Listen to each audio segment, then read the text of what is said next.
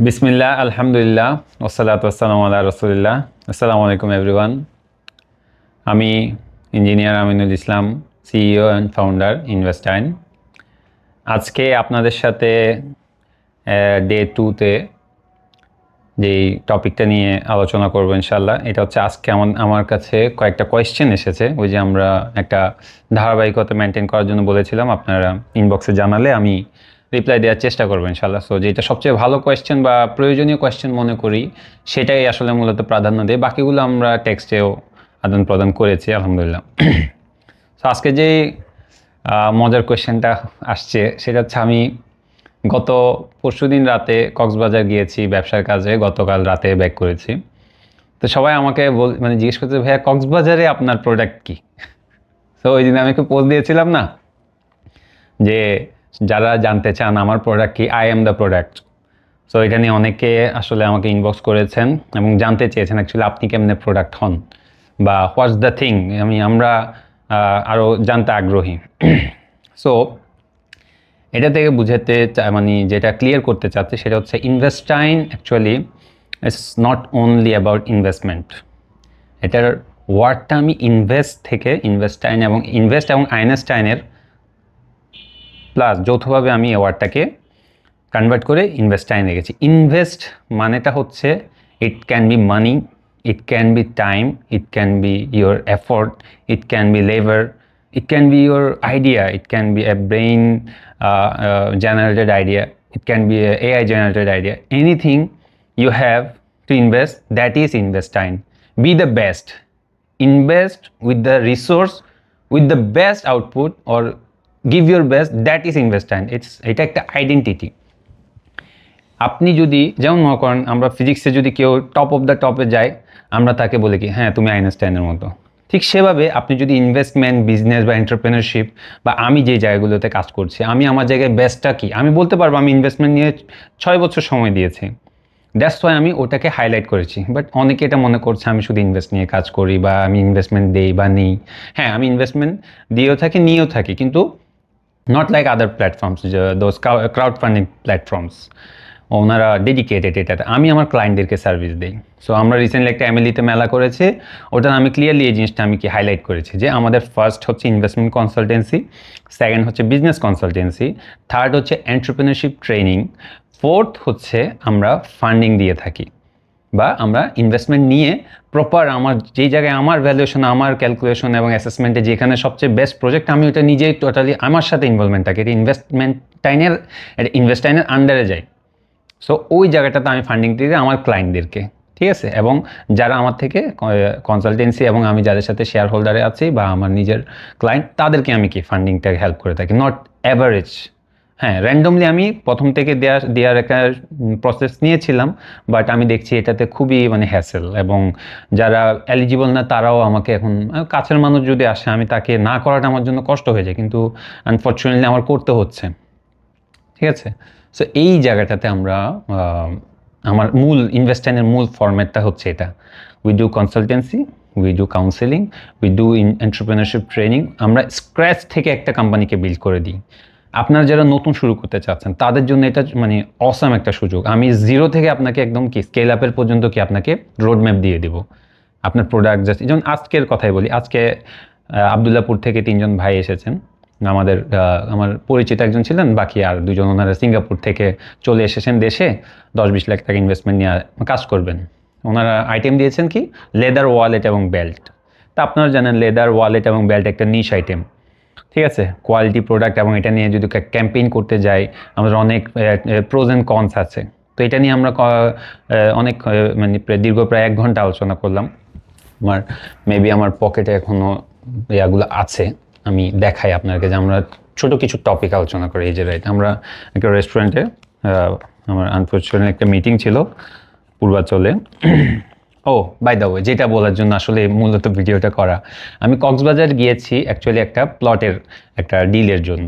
আমরা সুগন্ধা বিচে একটা প্লট পেয়েছি আলহামদুলিল্লাহ, একদম ওই যে সুগন্ধা রাস্তার মুখেই, ঠিক আছে। এখন ডিসক্লোজ করছি না, এটাতে আমরা শেয়ার হোল্ডার নেব ইনশাআল্লাহ। এবং ওইটা আমরা হোটেলের একটা কি প্রজেক্ট পেয়েছি, আরেকটা পেয়েছি আপনার মেরিন ড্রাইভ রোডে। সো আমি মূলত রিয়েল এস্টেট নিয়ে কাজ করি, ওকে, আমি মূলত রিয়েল এস্টেট নিয়ে কাজ করছি। So real estate you know how big is that. Okay, আমরা পূর্বাঞ্চলে কাজ করছি, আমরা কক্সবাজারে কাজ করছি, অ্যান্ড আমি দুবাইয়েও কাজ করছি আলহামদুলিল্লাহ। এবং আমার বিভিন্ন টার্ম আছে। আমি আপনাকে যদি বলতে যাই, আমি একজন পার্সোনালি একজন কোরআন উদ্যোক্তা।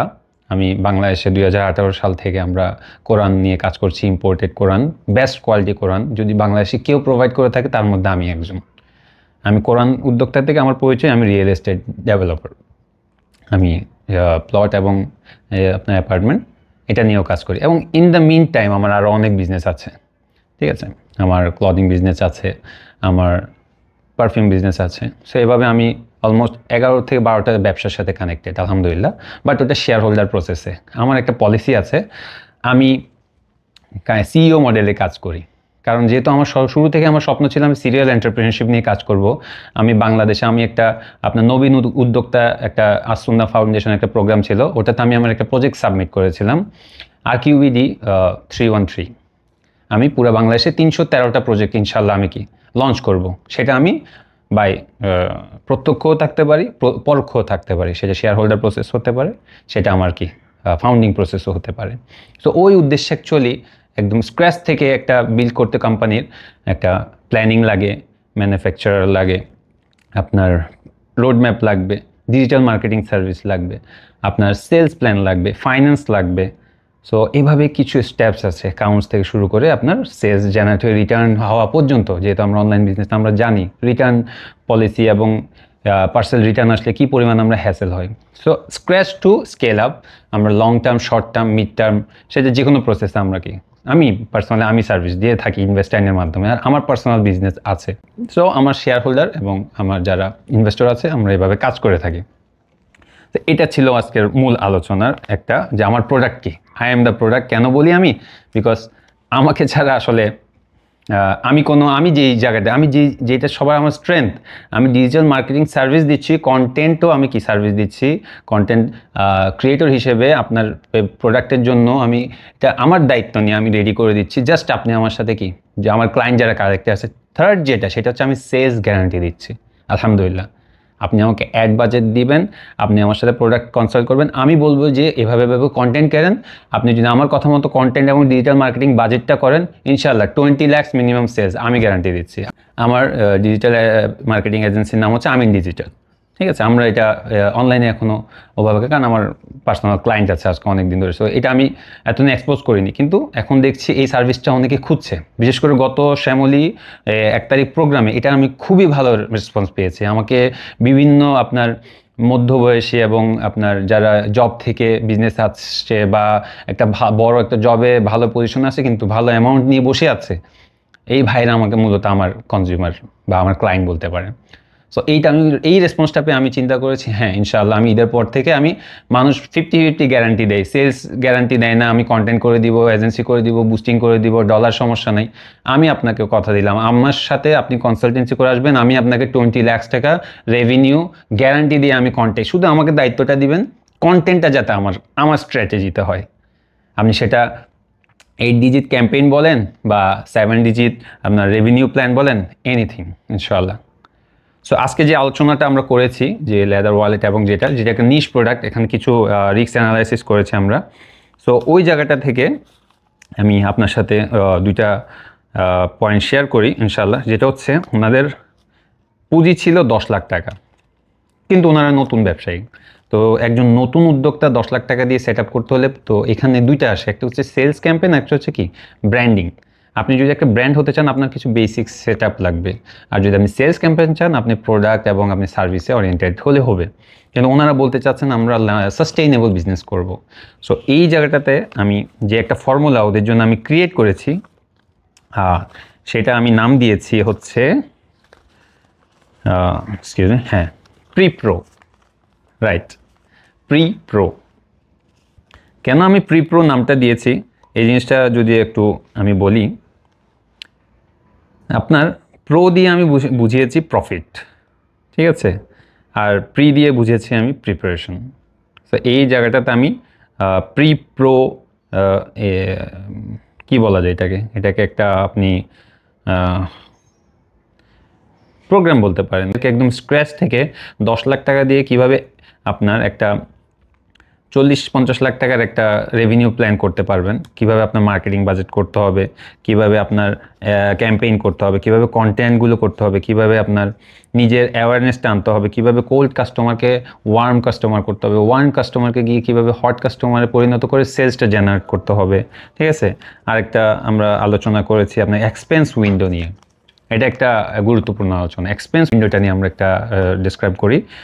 আপনার মনে করেন বাসায় একটা রুমে 3টা উইন্ডো আছে, ঠিক আছে, 2টা উইন্ডো বন্ধ আছে, একটা উইন্ডো খোলা। সো যে খোলা উইন্ডো সেই উইন্ডোটা বাতাস বের করে দিচ্ছে। এখন আপনি ইন দ্য মিন টাইম আপনি এসি চালু করেছেন, এখন রুম ঠান্ডা হচ্ছে না, তাহলে আমরা কাকে দোষ দিব? আমরা কি এসিকে দোষ দিব, নাকি যে ওই রুম জানালাগুলো বন্ধ করার দায়িত্ব ছিল তাকে দোষ দিব? স্বাভাবিক আমরা সেই জানালাটাকেই দোষ দেবো। এই যে জানালাটা খোলার কারণে রুম এসি সব কিছু ঠিক থাকার পরেও রুম টেম্পারেচার আসছে না বা প্রপার কুল দিচ্ছিল না, সেটা হচ্ছে কি আমরা বিজনেসের নাম দিয়েছি এক্সপেন্স উইন্ডো। এক্সপেন্স উইন্ডোটা কেমন? আপনি লেটস সে আপনি 1 লক্ষ টাকা প্রফিট করলেন, এবং এই 1 লক্ষ টাকা গ্রস প্রফিট থেকে আপনার নেট প্রফিট আসা পর্যন্ত যে এক্সপেন্সগুলো যাবে, এই এক্সপেন্সগুলি অ্যাকচুয়ালি কি আপনাকে কন্ট্রোল করতে হবে। তা আপনি যদি এই এক্সপেন্স উইন্ডোটাকে যদি খোলা রেখে দেন, আপনি যদি এটা তো মনিটরিং না করেন, এই এক্সপেন্সটাকে আপনি কমানোর চেষ্টা না করেন, আপনার প্রফিট কিন্তু বার্ন হতে থাকবে। এই এক্সপেন্স উইন্ডোটার কারণে আমাদের ম্যাক্সিমাম বিজনেস, আপনার সাকসেসফুল বিজনেসও কি ডাউন হয়ে যায়। কারণ এক্সপেক্ট করছে 1 লাখ টাকা প্রফিট হবে, কিন্তু দেখতেছে ইয়াতে সব কিছু ডিসবার্স হওয়ার পরে 20,000 টাকা। কী ব্যাপার? আমাদের ফিক্সড কস্ট ছিল 40,000, আমাদের ডেপ্রিসিয়েশন ধরলাম আরও 10,000, 50,000 তো থাকার কথা, বাকি 30,000 কই গেল? আমি ওই ভাইদেরকে বললাম যে আপনারা আমার সাথে যে ডিসকাশনে আসছেন, আবদুল্লাপুর থেকে এখানে আসার পর্যন্ত আপনাদের 3 জনের খাওয়া, গাড়ি ভাড়া, যাওয়ার খরচ এবং এটা ইউটিলিটি, আমার কনসালটেন্সি ফি, এই সব কিছু কিন্তু কি আপনার বিজনেসের অংশ, কিন্তু আপনারা এখনো বিজনেস শুরু করেনি। আমি তাদেরকে ডিরেক্ট প্রশ্ন করলাম যে আপনারা কি এগুলো কাউন্ট করেছেন? বলে না। সো এই যে একটা সিম্পল একটা আমার যে কনসালটেন্সি ফিটা দিল, গাড়ি ভাড়াটা দিল, ওনার খাওয়া খরচ আসছে কি পারপাসে? বিজনেস পারপাসে। সো এটা কি ডেপ্রিসিয়েশন হবে না? এটা কি হিডেন কস্ট আমরা বলবো না? তাহলে এই হিডেন এক্সপেন্সটা কিন্তু কি বিজনেসের জন্য হয়েছে, কিন্তু পার্সোনালি দিয়ে দিয়েছে। সো এইটা হচ্ছে অনেকগুলো পয়েন্টের মধ্যে একটা। সো আমরা একটা 20 লাখ টাকার ক্যাম্পেইনে অনেক 1 ঘন্টা আলোচনা করতে হয়, এখন ভিডিও দীর্ঘায়িত হয়ে যাবে। সো আজকে আমরা এক্সপেন্স উইন্ডো নিয়ে আলোচনা করলাম। এটা আমার কমিটমেন্ট ছিল, আমি আপনাদের প্রশ্নের উত্তরগুলো দিব এবং সাথে আমি আমার কি ডেইলি একটা কন্টেন্ট দেওয়ার চেষ্টা করব। সো আজকের মতো এখানে বিদায় নিচ্ছি। আসসালামু আলাইকুম ওয়া রাহমাতুল্লাহি ওয়া বারাকাতুহু।